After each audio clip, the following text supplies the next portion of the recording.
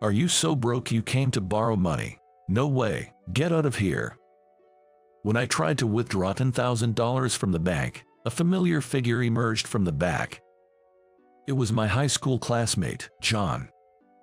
He was standing there, arrogantly crossing his arms. Sorry, but the bank can't lend money to self-employed folks like you. Now, off you go. After waiting for hours at the bank with my daughter Sophie to withdraw some money, we were met with these words. Just as my anger was about to peak, Sophie, standing next to me, whispered softly, "Shall we withdraw our $100 million and shut this place down?" Haha, your daughter seems to have a good sense of humor. And then we proceeded with the withdrawal process in the VIP room. John's face at that moment was shockingly pale. My name is Michael, and I'm 60 years old, running a foundry. Though they've become quite rare, a while back, small foundries like mine were a common sight in the lower parts of the city. For those curious, foundry work involves melting metals like iron and copper, then pouring them into molds to create items like tea kettles, iron pots, flower vases, and skillets. I inherited the factory that my grandfather and father ran, and I've managed to keep it going until today. Now, I've handed over the factory to a certain company and live a relaxed life in a small studio apartment, working there from time to time. Currently, I live alone, but it's not that I'm unmarried. Originally, I got married in my 20s and had a happy life. My wife's name was Anna. She was a woman I met at a mixer that a friend worried about my lack of female encounters due to my daily toil at the foundry had invited me to. Back then, I was overwhelmed with the unfamiliar work at the factory, living my days without any spare time. It was also a time when Anna had just graduated from college and started working. We started dining out casually, as a break from work.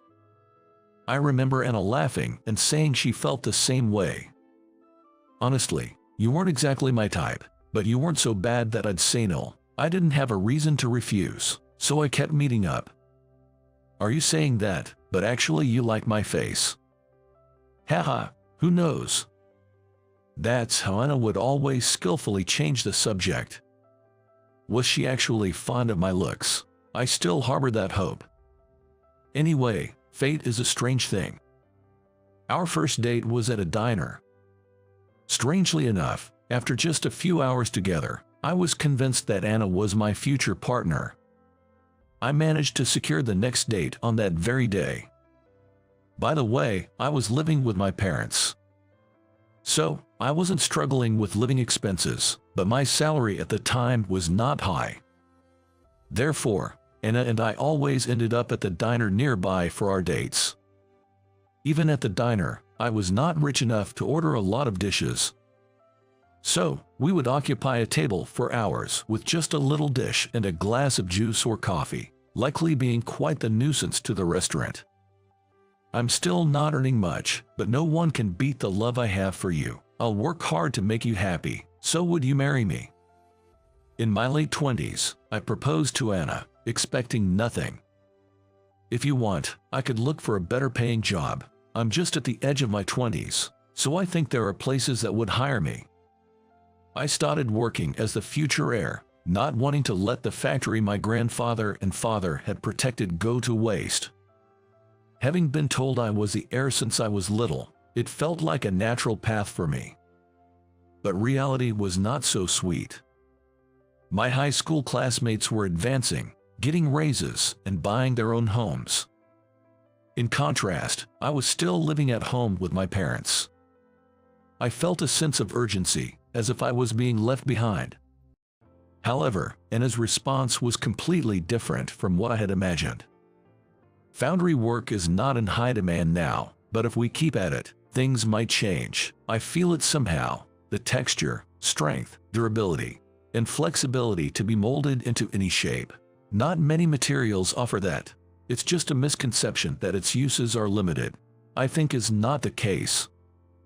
I also believe it's a traditional industry worth passing down to future generations. But at the end of the day, foundry work is just foundry work. It's losing its place to mass-produced plastic products. I can't see much of a future in it. At that time, I couldn't quite grasp what Anna was getting at. Looking back, she must have been a woman with creative foresight. But back then, the environment where women could continue working while raising children after marriage was almost non-existent. So, when Anna got pregnant, she quit her job to become a full-time homemaker. And then we were blessed with a daughter. It was around the time when I took over as president, as my father, who had succeeded my late grandfather in supporting the foundry, was in poor health. The business was in terrible shape when I took a closer look. Every day was a struggle, trying to care for a newborn daughter. But for some reason, time seemed to move incredibly slowly during this period. Our newborn daughter was named Sophie. Even from a young age, her artistic sense shone brightly. By the time she was 3, she could draw paintings that rivaled those of adults and even won awards in local art contests. Could Sophie be a prodigy, you know, like those kids you see on TV? Really, who does she take after? We're not exactly an artistic family. It's quite puzzling. Anna said happily while playing with the frolicking Sophie. At least, I have no artistic talent whatsoever. My attempts at drawing a cat could be mistaken for an elephant or a rhino. On the other hand, Anna was skillful with her hands, making little pieces of clothing and bags as handmade project. Despite her modesty, it was clear that Sophie inherited this from her mother. Perhaps the pinnacle of happiness in life was those 5 years spent peacefully with Anna and Sophie, despite our modest means. I'm feeling a bit under the weather. I'll go to bed early today, Anna said one day when Sophie turned 5, unusually going to bed early. However, her lethargy didn't improve the next day. Apparently, she had been feeling fatigued for the past 6 months. Rushed to the hospital, she immediately underwent thorough examinations. The results revealed her condition was serious. After a battle with her illness, Anna passed away 6 months later. After Anna's departure, my mind raced through our memories from the moment we met until now, like a fast-forward movie. Before I knew it, tears were streaming down my cheeks. However, Sophie, only 5 at the time, shivered but didn't cry. Mom left me with so much, I'll cherish and nurture it, so it's okay, she said. What did she leave you with? Well, I can't quite explain it, but it's right here. Like her mother, Sophie had a rich sense of emotion. Perhaps there's a connection with her mother that I can't see. Healing from the grief will take time.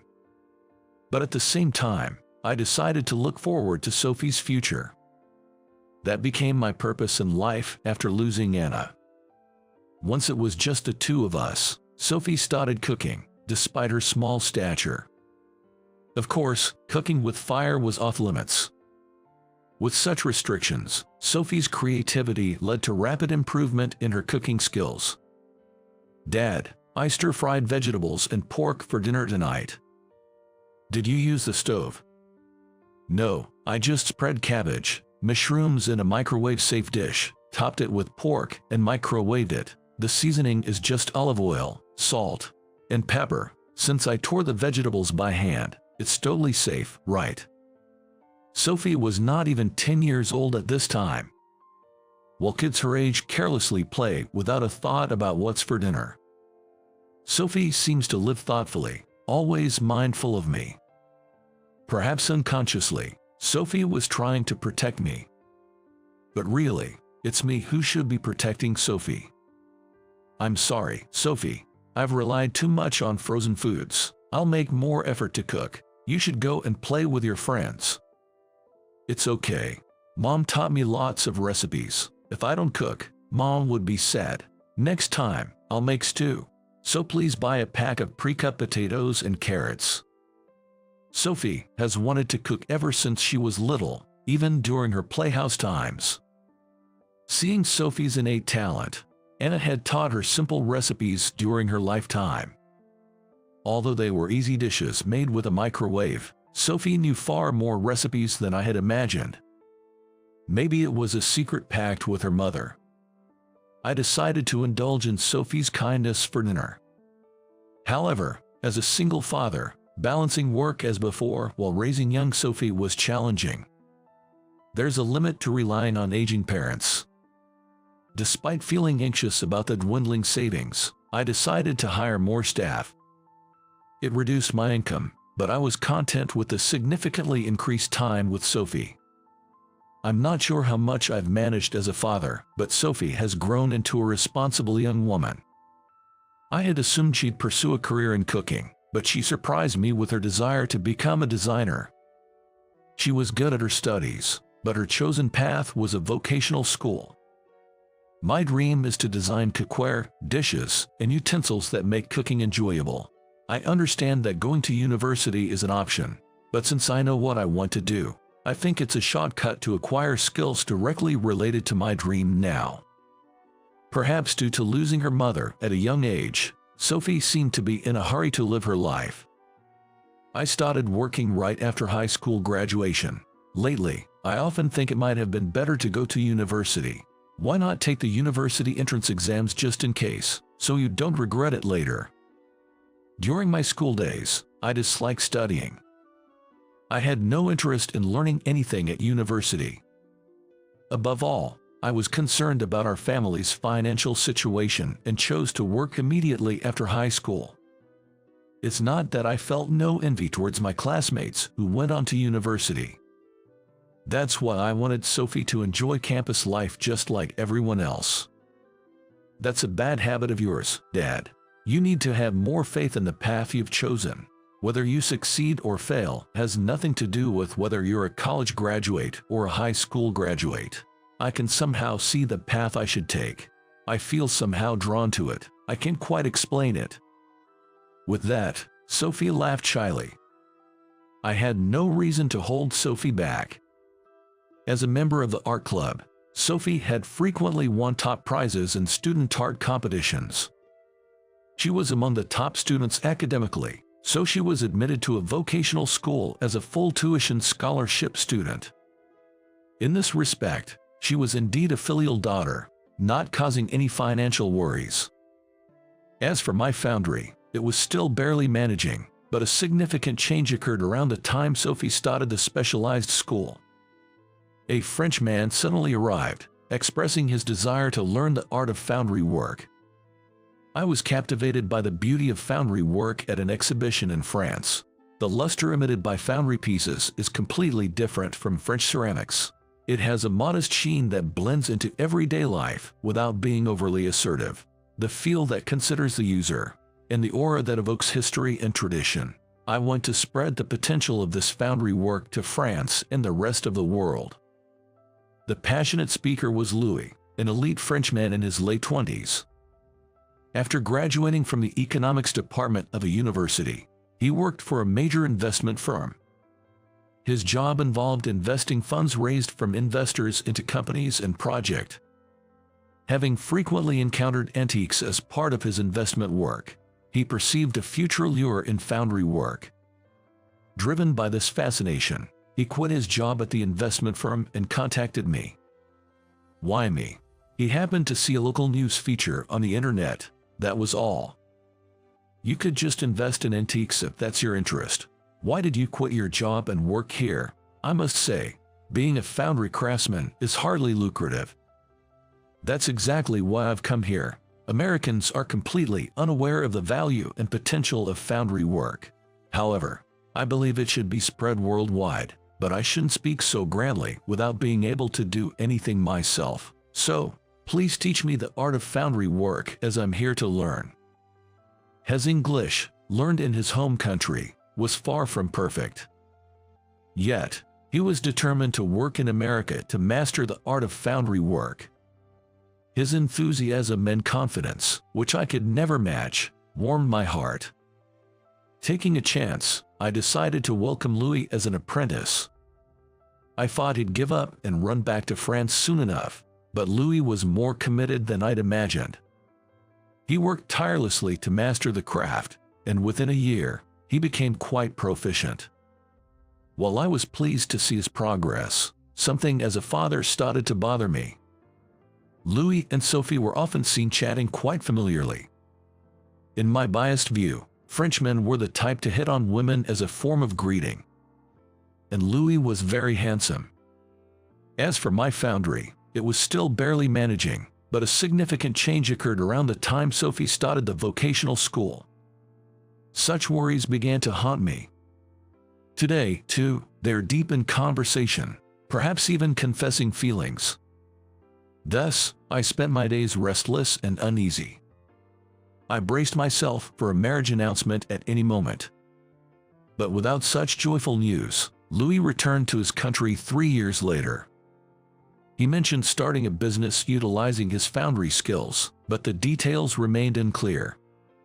As for Sophie, she graduated from a specialized school with excellent grades and began working as a designer for a company dealing with household items. Perhaps Sophie confessed to Louis and was splendidly turned down.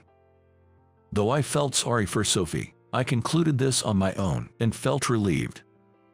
As a designer gaining some recognition, Sophie was entrusted with a larger project. With increasing overtime and days she couldn't return home, she decided to move out and live alone in the city to focus on her work. Years had passed since Anna's death, and while there were some talks of remarriage, I couldn't forget about Anna. Nevertheless, the house built during my grandfather's time was too large for one person. Being over 50 years old, it was also old and cold, which was hard to bear. So, I decided to sell the old house filled with memories and move into a small studio apartment. And now, I've turned 60. The foundry was no longer in my hands. Spending my retirement years in peace doesn't seem too bad. Perhaps it's because I've spent so long feeling the heat of melting iron in the dark factory. Or maybe it's because I've given up many things with the hope of raising Sophie to adulthood. Suddenly, I'm overcome with the urge to venture out into the world. Sophie agreed, saying it's a wonderful thing since we only live once. So, I decided to withdraw $10,000 from my bank account first. Aren't you using internet banking? With that, you can transfer money with just a tap, without having to go to a crowded bank counter. I'm not good with all that internet stuff. Our generation have no choice but to rely on bank counters. I see. Then, I'll come with you. You're in your 60s after all, Dad. It's dangerous to walk around town with cash. That's how Sophie and I ended up going out together after a long time. We walked to the nearby bank after having coffee at a cafe. The bank was incredibly busy, being just before a long weekend. We had no choice but to prepare for a significant wait. As we wandered around, unsure where to take a number ticket, a man approached us. "Welcome. How may I assist you today?" Glancing at the nameplate on his chest, I saw it was written Williams. Seeing that name made me freeze for a moment. I have completely forgotten, but the unpleasant feelings from high school came rushing back. Looking at the bank clerk's face again confirmed it. It was John, my high school classmate. We were in the same class for all 3 years due to some twist of fate. Unfortunately, we never had a pleasant conversation. He was known for his high pride and sulking whenever things didn't go his way. Moreover, he was notorious for looking down on his classmates. His attitude towards me was particularly bad, for a simple reason.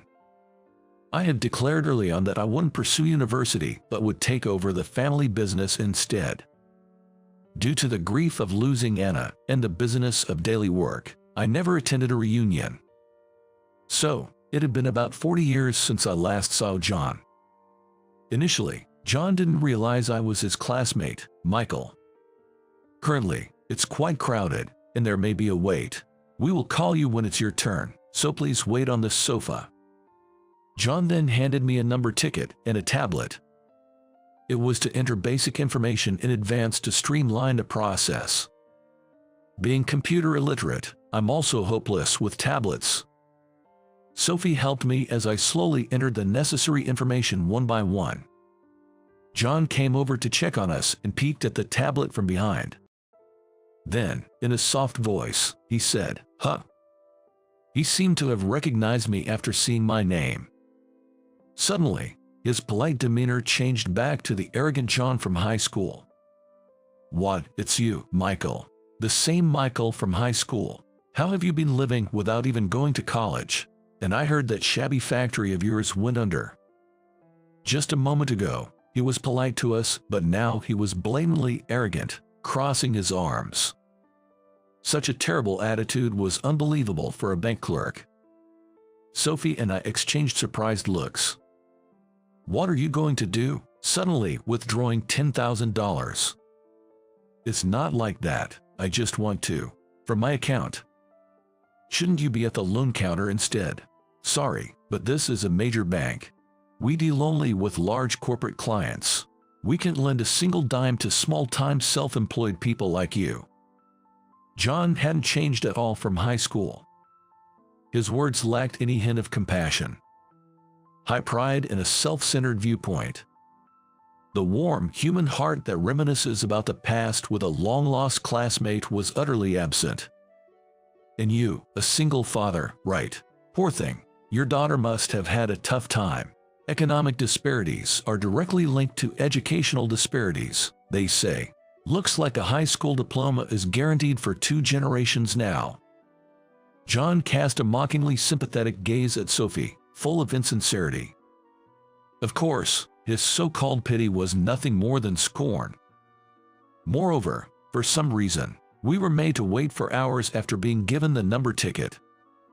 During that time, John would come over to me to whisper about the difficulties of being poor, then walk away.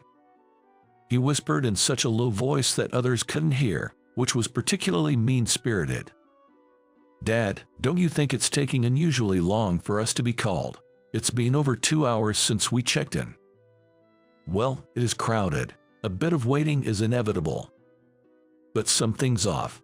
Customers who arrived after us have already been called. Cut our number have been skipped." Looking around, Sophie's observation was accurate. The elderly lady who arrived just after us and sat next to us had completed her business and left in no time. And the businessman who came later was also nowhere to be seen. 3 hours passed, and our number still hadn't been called. My number was 45. But the current number being called on a monitor was 70. Even accounting for some shuffling, it was clear something was amiss. Sophie, having patiently waited, was visibly getting frustrated. "This is definitely strange. I'll go ask someone from the bank." "But John's at the reception." "It's okay, I'll find someone else." As Sophie was looking around, another bank employee happened to pass by. She ran up to him, showed the ticket, and explained the situation. The employee looked puzzled, alternating glances between the ticket and the monitor. Then, in a hurry, he checked the status of number 45 on a computer in the back, only to find it was somehow marked as cancelled. We would have never been called as it stood. Just when we were finally guided to a counter, waiting there was John. He had cancelled our number himself and stubbornly kept an eye on us. "Did you come to borrow money because you're too broke? No chance. Get out." "That's not it. I just want to withdraw my own money."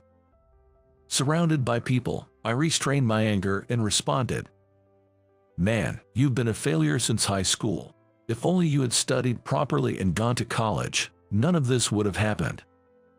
As John took a deep breath, he blurted out condescendingly, That's just pitiful."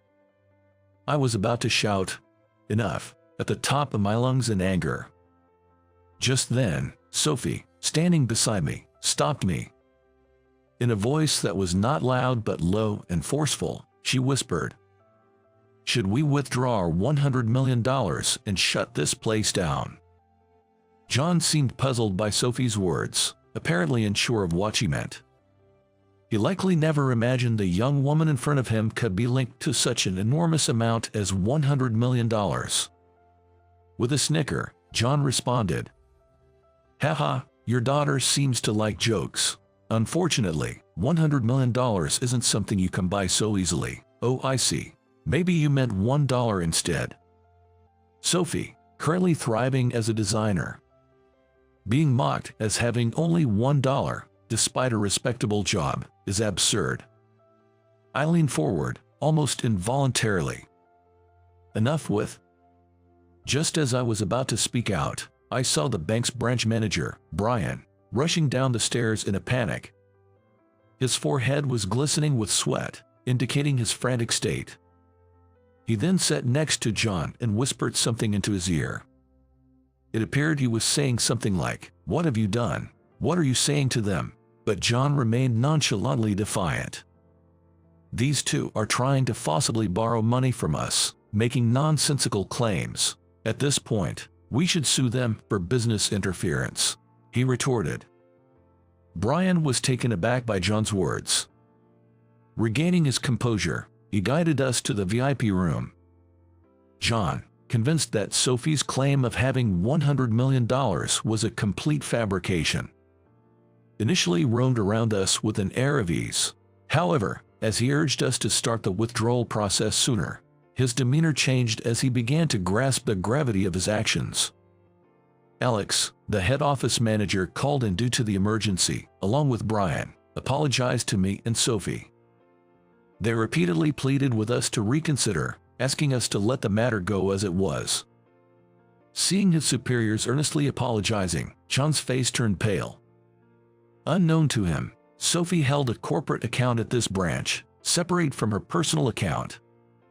The $100 million in question was intended for a project next year.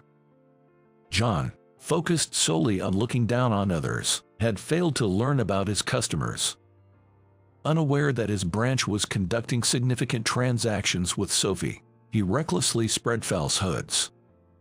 Now, let's reveal how Sophie continued to earn such substantial amounts and remain filial.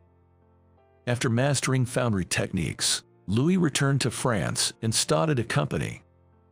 His business sold cast iron teapots, kettles, pots and pans. Louis felt that, although cast iron is durable and long-lasting, its appearance is quite plain and doesn't quite fit with modern times. He believed that to attract people to pick it up, even good products need a certain level of flair. Thus, he engaged Sophie, then a specialized school student, to explore colorful and pop designs. After much trial and error, it seemed they discovered that cast iron's subdued luster paired well with pastel colors. Thus, Sophie came up with the idea for cooking utensils in soft shades of pink, blue, green, and yellow.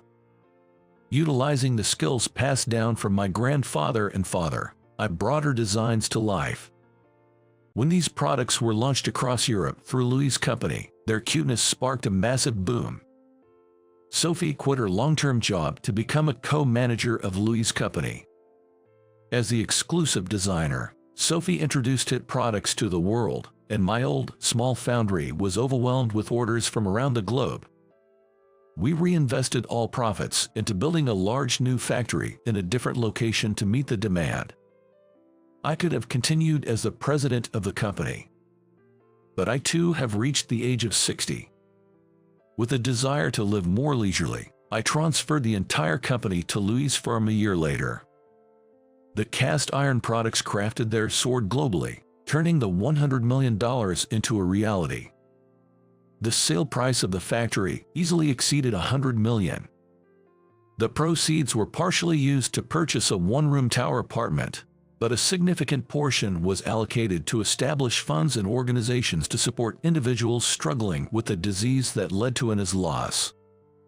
Of course, I still donned my work clothes and stood in the factory to teach cast iron techniques. Despite being busy, I considered treating myself to a luxurious solo trip to Europe as a reward for my hard work. The $10,000 was part of the fund for that purpose. Yet, John misunderstood, assuming my factory had gone bankrupt and I was impoverished. From a young age, Sophie, a dutiful daughter, made decisions regarding cooking, education, and employment, ensuring she didn't burden me. And finally, she completely relieved me of any financial worries. John, unaware of the young woman's influence in front of him, persisted in his unwarranted remarks. As a result, he put the bank in a difficult position. Seeing the genuine efforts of Alex and Brian, I felt a bit sorry for them. It was clear they had their struggles with John's behavior on a regular basis. Normally, we handle large transactions online, so John was unaware, leading to such an incident. Nonetheless, changing treatment based on a 40-year-old perception is absurd. We cannot trust a bank with someone like him. We'll let this go, but on one condition: ensure no more victims like us by properly retraining John. I requested Alex and Brian, calming Sophie before we left the bank. That was unpleasant. We should have just withdrawn the $100 million. You're too kind-hearted, even after all that, Sophie lamented. It's a waste of time and effort for someone like him, who hasn't grown at all in 40 years. It's almost pitiful, I replied. By 60, one would expect to have mellowed somewhat with various life experiences. But John had not changed at all. He was a pitiable man, left behind, all alone. Hey, Dad, why don't we visit the grave for the first time in a while? Let's tell Mom about today. She'd definitely laugh and say, "What's that all about?" Sophie suggested. Thus, Sophie and I decided to visit Anna's resting place. After a quick clean, we stood side by side in prayer. Then, I overheard Sophie murmuring, as if talking to herself, "Mom, you always said Dad's cast iron had great potential. Losing you was hard, but I've been motivated to realize your vision. You used to say Dad lacked confidence in his work and couldn't see its future potential. Really, just as you said, dealing with Dad's obliviousness has been challenging, but now, it's okay. The cast iron you loved so much has transformed under Dad's hands and is now a huge hit worldwide for its cuteness. My success as a designer is also thanks to you. You taught me the joy of cooking and crafting, helping me clarify my path. I never doubted, which is why I think I succeeded so early." It was at this moment that I truly realized something for the first time. The words Sophie had spoken back then. Mom left us so much. When she said those words, Sophie was only 5 years old.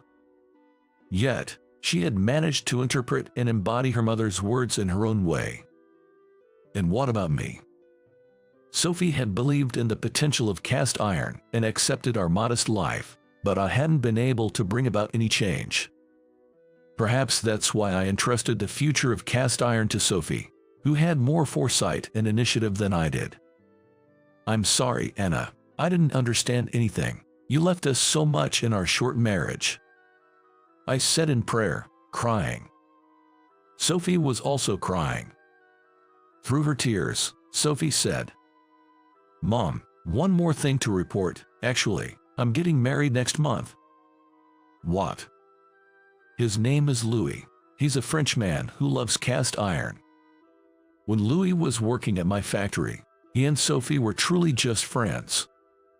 However, as they discussed cast iron designs, they often felt a kinship in their sensibilities and values, naturally enjoying each other's company. Interestingly, it was Louis who made the confession. There was no truth to the idea of Sophie being rejected. Though the thought of her being with a handsome Frenchman worries me, Sophie assures me that Louis is so passionate about cast iron.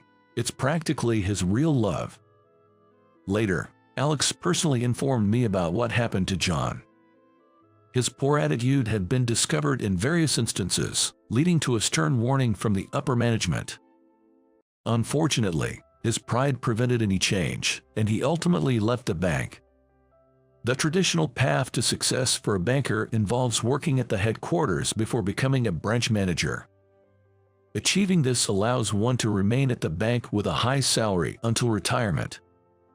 However, one's career history, achievements, and abilities are rigorously assessed, making it a narrow gateway where only one or two among peers ultimately succeed. The majority of bankers are either assigned to subsidiary companies within the group or leverage their banking skills and experience to pursue other career opportunities. John's excessive pride and self-centered nature blocked both paths, yet the bank couldn't force him out. Apparently, they were internally troubled by the prospect of him staying forever. Alex quietly thanked me, relieved by the resolution of this incident. Since then, I haven't encountered anyone who knows what became of John. My primary concerns now are creating cast iron loved worldwide, establishing the activities of an organization named after Anna, and meeting my grandchild expected next year. Unlike Anna or Sophie, I'm an ordinary person. That's why I want to continue living compassionately, doing what I can, step by step. My second life is filled with hope,